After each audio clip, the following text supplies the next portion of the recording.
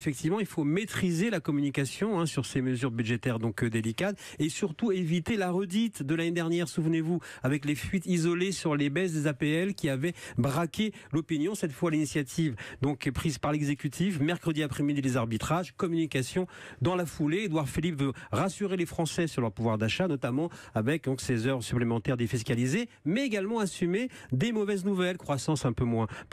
forte que prévu et une dette publique qui se creuse encore, d'où la volonté de parler très vite pour combattre le doute sur la volonté de transformation, quitte à pratiquer aussi un petit peu l'illusion d'optique, parce que souvent quand un gouvernement annonce qu'il accélère, eh bien c'est pour aller aussi un peu moins loin. Et puis politiquement, est-ce que ces annonces du Premier ministre aujourd'hui dans le JDD, ce n'est pas une manière de couper l'herbe sous le pied de Laurent Wauquiez qui réunissait ses troupes, on l'a entendu tout à l'heure? Oui, on l'a entendu, il a fait effectivement sa rentrée essentiellement sur le terrain identitaire et régalien. De son côté, eh bien, le gouvernement avec Édouard Philippe, lui aussi issu de la droite, parle donc des questions de la vie quotidienne et brandit l'étendard du travail qui doit payer, qui doit prendre le pas sur donc les prestations sociales. C'est une politique qui plaît au monde économique et au monde des affaires, et c'est toujours la difficulté permanente pour les responsables des Républicains, trouver des angles d'attaque contre un président de la République qui continue de mener la politique que réclament en partie les électeurs de la droite. Merci Mickaël Darmon.